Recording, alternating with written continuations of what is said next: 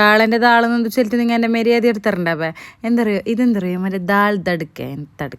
പേരെനിക്ക് തരം അറിയില്ല ഫസ്റ്റ് ഇങ്ങനെ ഒന്ന് പറഞ്ഞുതരാവേ ബാള ഞാൻ 2 തരമുള്ള ബാളം ഇട്ടിട്ടുണ്ടാവേ നിങ്ങൾക്ക് വേണം ഒരു ബാളം ഇട്ടിട്ടാക്കുക ഫസ്റ്റ് അതിനെ കൈറ്റെടുത്തിന്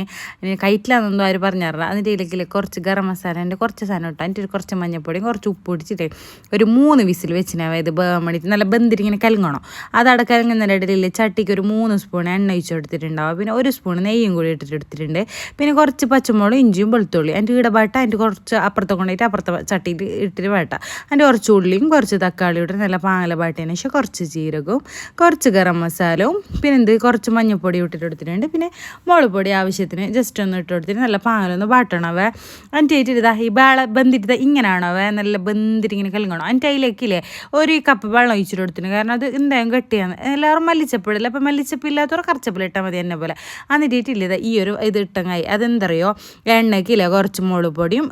മുളകും വെളുത്തുള്ളി ഇട്ടിച്ചില്ലേ ആ എണ്ണനെ അതിനില്ല കൊയിച്ചങ്ങായി സംഭവം റെഡിയായ നല്ല ടേസ്റ്റ് ഉണ്ട് ബസ്മതി റൈസിൻ്റെ ഒക്കെ ഇല്ലേ ട്രൈ ആക്കുന്നെങ്കിൽ സെറ്റ് സാധനമാവേ ഇത് വെജ് ഇഷ്ടപ്പെടുന്നവർക്ക് എന്തായാലും ഇഷ്ടപ്പെടും.